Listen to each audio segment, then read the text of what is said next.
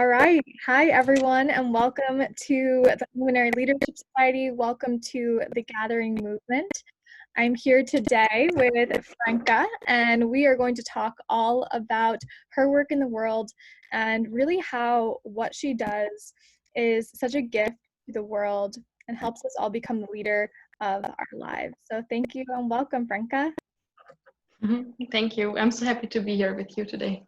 Yay, this is very, very exciting. I'd love to hear a little bit more about specifically what it means to be an international social worker and peace researcher.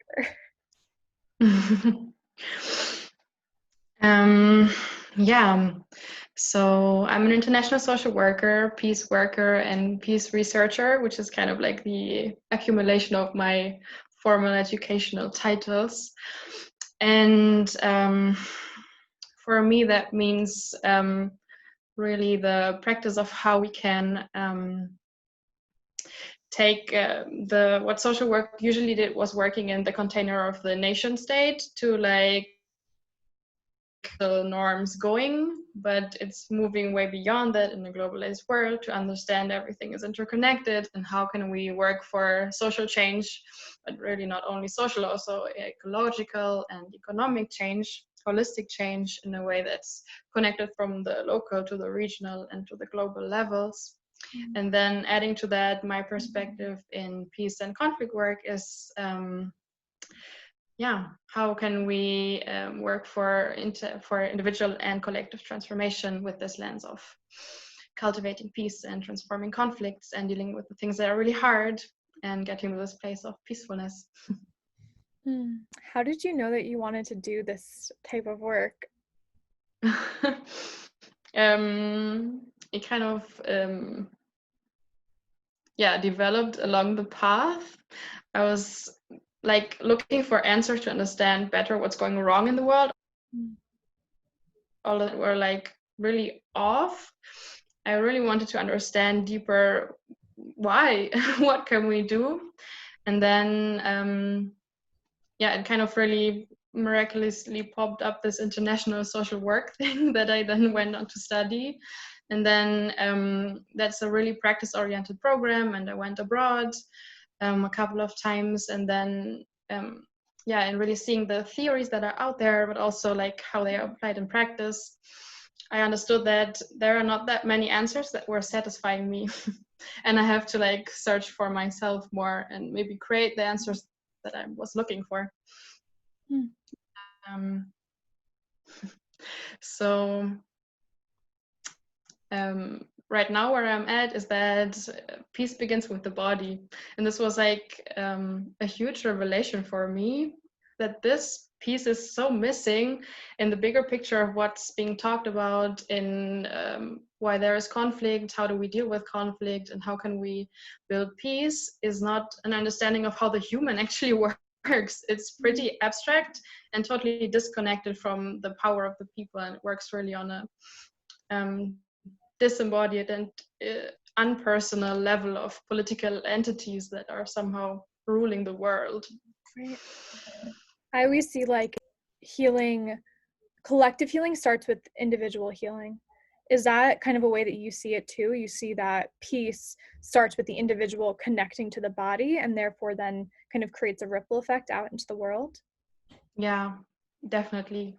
So I really not only see they are like connected, but they're kind of the same, the personal and the political and the individual and the collective, because of the ways they are so deeply imprinted on the other. Like my personal healing, I have to heal from so many things that my body carries that have nothing to do with the things I did in my life, but that were happening in humanity before I was even born. And then the social conditioning and the collective body and collective consciousness that I was growing up in, all these things shape the way I am today, and with that comes a lot of violence. So in healing from that, my personal healing can really go deeper in understanding how I was affected by so many forces beyond my own control. And also when I really heal inside myself deeper all these things, I can be this healthy individual contributing to society, and cultivating these spaces and presence where other people can also come to realize that it's not their own fault necessarily. And there are so many things that we just are not told, or that we don't see why or how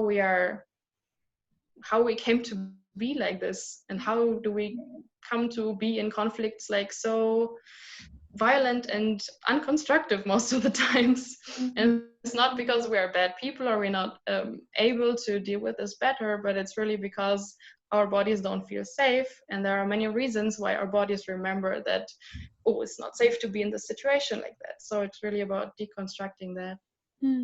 I think that feels really kind of reaffirming and reassuring for the individual who's maybe dealing with some of their own pain or trauma, to realize that it's like beyond them. Like they didn't do anything wrong, and it can be, you know, you're saying before they were even born, like the society that they were brought up into, if there was violence or trauma or war or whatever it might have been, that then becomes part of their experience beyond them even being alive. Is that right? Yeah. Very much so. And also, like, looking at what's going on in the world right now, even if like I'm as a German woman right now not in a place where there is like war in the more traditional sense, still there is war on the planet which is impacting the collective, and I can feel that. And most of the people might feel that in needing to disconnect from that, or needing to numb out and disembody because it's too hard to handle, because of all the things that from wars in the past we are already carrying, and we're like, no, we cannot deal with this. Yeah, this is such a deep conversation. I think it like beautifully mirrors what's happening in the world right now. How would you say that this work not only empowers you, but it also empowers anyone that you come into contact with?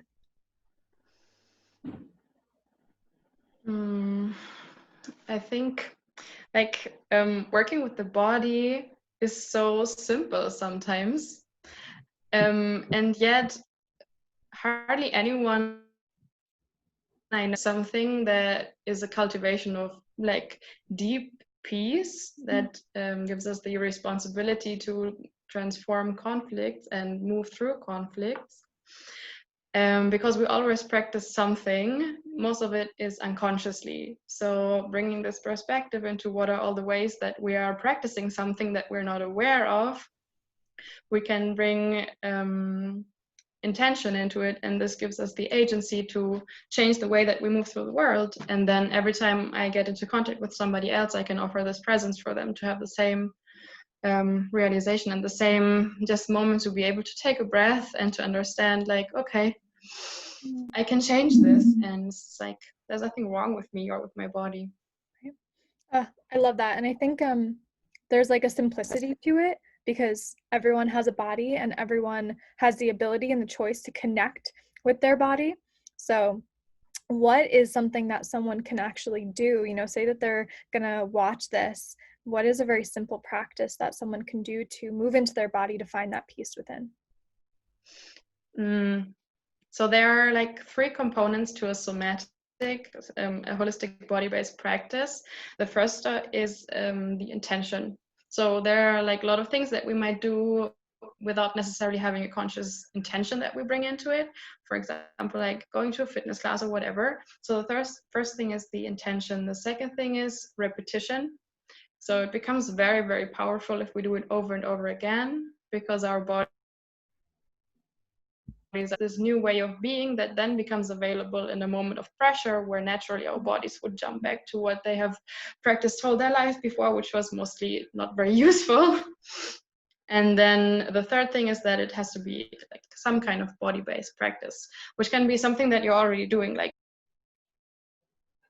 or into my meditation, but it can also be some really anything that you like. Also, technically you can also do it while you're doing the dishes, like you're bringing this awareness and this intention of whatever it is that you want to embody more. So it's working with the commitment. See, like I want to bring a sense of peacefulness into every space I enter.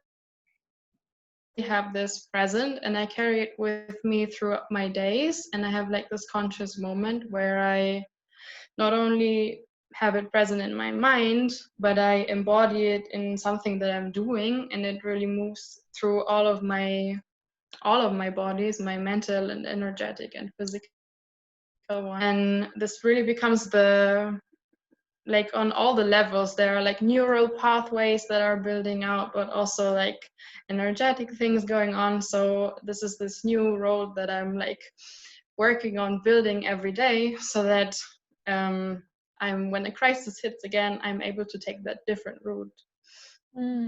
So for example, it can be just this taking deep breath and counting until 5, for example, adding it to something that you're doing every day, before or after. Okay, I'm taking this like 5 seconds, I'm taking this breath, I'm reconnecting with the commitment I made, like I want to bring a sense of peacefulness into every space I enter, and then just sensing, okay, how does that make me feel, and how does that posture, and then when I move into the thing I'm doing next, I can bring this embodied skill into that, just like in a very small and simple way, and it really has no limits, and you can really play with this and craft a practice that works for you. I feel that. I appreciate its like simplicity, and the part of repetition reminds me of like why the practice of mantra works so well. You know, it's through japa or repetition of the mantra that we're able to reprogram the subconscious mind. So it's the same thing with like this intention, you know, having repetition of the thing and then some kind of movement or commitment to the thing. I love this. I'm like, ooh, I'm gonna start this for myself. Yeah, and also one more thing I want to say, that it's simple, but at the same time, our bodies are so sophisticated, and they are naturally wired for peace and for looking for connection and dignity and belonging. It's just of all the ways and layers that are not really us, but how we've been taught and shaped and imprinted on how we need to behave, that kind of keep us away from that. So it's really reconnecting to this innate wisdom of how our bodies are trying to get us to this place where it can feel safe and dignified and belonging to humanity as a whole. That's really so powerful, because it's all right there, like in our bones, in like all the organs of the body. Just studying like anatomy, you start to see this like amazing like work of the universe or God or whatever. It's like, wow, this is so crazy, and I can work with this, but nobody really taught us how to work through our bodies, maybe on our bodies or with them, but not really like, how does it look like if I work through the body? Yeah, I love this, and I found such comfort in so many different practices personally. Like Ayurveda also teaches that like wholeness is your natural state. Like balance is your natural state. Homeostasis is your natural state. So anything outside of that, there's simply an imbalance happening. And then we see Kundalini yoga where it's like, okay, there's probably an imbalance in the physical body, maybe the mental bodies, maybe the auric body, maybe the pranic bodies. And I like how there's so many different ways that we can look at this, but the central core is like the same. It's like you are whole as you are. Peace is within you. Peace is the natural state. And what can we do to bring ourselves back to peace personally to create an impact collectively on humanity? Yeah, this wholeness and balance is really something that's also like, in like coming more from the academic field, not really something that's being talked about in the sense of how do we define peace. So there are different understandings, like the absence of war, to more progressive approaches that go beyond that and say, okay, there needs to be like freedom from all kind of violence, not only physical but also institutional and otherwise. So what I feel is like a little bit the word peace, and that's also part of my mission, is to like take that from its shallow and little bit watered down and overused kind of sense of, oh, it's this kind of blissful state where everything is nice, I feel so good. That's also nice, but that's not peace. Peace is when you can contain and be present with even conflict. So that's why for me conflict and peace are also not like polarities, because I can have a sense of peacefulness when I move through conflict, and it's an embodied skill that's really hard because peace is really hard. And I just like to like anchor that into the body, that peace is something that's challenging and difficult. So if we can see that also together with the thing that peace is something where I feel like so blissful that it needs to be something where I'm able to handle more, and where I can be really like a warrior in a peaceful sense. I love that. And I think it's a really good reminder that peace doesn't just equate to bliss. Peace is the anchoredness amongst the chaos and being able to see what's happening, but still like root into the truth. Yeah. Love that. Love that. It feels so good just to say it. Yeah. You've got this. I think that brings a realistic just approach to the world, because we see the world around us and we don't see peace. But I think there is an invitation for us all to root into inner peace while still acknowledging that these things are happening, right? Yeah. And then seeing what we can do like internally to create effect externally. Yeah, and then from this internal state arises this interpersonal skill that I have to be present with somebody else in a situation where we are in conflict, and where maybe I am in a role that I don't feel comfortable with. I did something wrong, or I caused some harm, or whatever the thing is, or like take the whole discourse on anti-racism and racism is like, how can I be with this and with other people in different dynamics in a way that's powerful and not numbing out and disconnecting, which is a very reactive and natural thing to do, because we're not feeling safe, because we haven't practiced the skill of being with these things. This is why your work is so important right now. So if someone were to feel called to work with you, like what would that actually look like for them? Yeah, right now I'm working with people one-on-one, both in Hamburg where I live, but also mostly virtually right now. And it can look like a number of different ways. I do conflict consultations, which is more like a one-time thing where we look at conflict, whatever that means for someone. What's the state of the conflict right now in their lives, and a little bit shed light on how this can be moved in a way that feels more in integrity and in alignment with where that person wants to go. And that kind of would like follow up on how did it actually go, and we work with so it's like it's not really coaching, but it's like a conversation, and it's also including somatic awareness practices, and then it's really for the person to take away a practice that they can actually take into their daily lives to move from this one time that we met and bring this into something that can actually become the new embodiment, and help them give the skill to move with this conflict in a way that it can contribute to growth. And then in developing this skill, or to go deeper with really developing that embodied competence of how to be with conflict and at peace, then is where somatic coaching really comes in, because that's over a longer period of time where we can like regularly meet and go deeper, because there are so many layers to what's shaping us. Like we just talked about, from the individual to the collective, there are so many things, like just starting with family so much, but then like moving into the wider circles of society, and taking away all the shapes that are not useful for us, what we learned to embody from there, and just understanding how our body moves right now, and how we can get to the embodiment that we're longing for, just find ourselves stuck in the present moment. Like I know I want this, and I have like my mind wrapped around, okay, I want this, but the body just doesn't support it. So there are like these one more short term and one longer term way to work with me in consultation and somatic coaching. I think it's beautiful. I love that. If you were to have a opportunity to, fix world peace or implement world peace, where would you start? With myself. Yeah.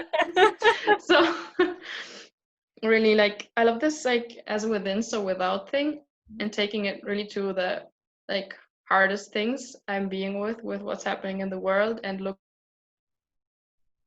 for maybe with this, and what to do with my grief. And really, when I can manage, like, my microsystem, then I can only understand how it works, like, in the wider world, where it's obviously more complex. But it's starting with myself, and then I think it's really important to work with groups, which is what I'm working on. I'm in the making right now, how to have, like, these collective practice spaces, because this is also one of the things that the powers that be or were not only disconnecting us from our own bodies, but really keeping us distant from each other across different divides, race, gender, whatever. So it's really important to find ways how to be with this, or how to move to the next stage of evolution in collective practice. And that requires, like, these embodied skills and moving into a higher consciousness, because there are a lot of things that are mainstream in these fields right now that kind of based on old data and old research, and it's not really working anymore. So we need to find new ways of doing this. Well, I'm right there with you. Everything that you said, I'm like, yes, absolutely. And I'm so glad that you were able to come and share all of this information with us, because I really do believe that you are a leader, and your work in the world empowers someone else to be the leader of their own life. Right. So I just want to thank you. Is there anything else you want to share? Any last minute words of wisdom? Or maybe just reconnecting with the title of our conversation, which is, like, our bodies are masterpieces, which I think is really a very nice poetic way of taking this with you, is that your body is inherently wise. It's a masterpiece, and it's also an art. That's why it's like a piece with the PEA also, because it's a daily practice, and it's an art to cultivate peace. And it starts with the body. Starts with the body. So our bodies are masterpieces. Thank you. Thank you, Franka. If anyone wants to get in touch with you, how can they? I'll add the links, but is there anything that you'd like anyone to know who will watch this? You can connect with me through Instagram, franka.rauch, Rauch, my German How you last. pronounce it? Oh, how beautiful. Yeah. And also you can go to my website, franka.rauch.com. Thank you.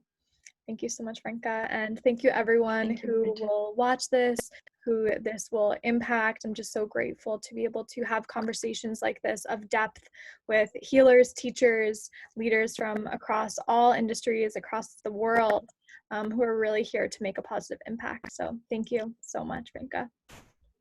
Thank you, Bridget. Thanks.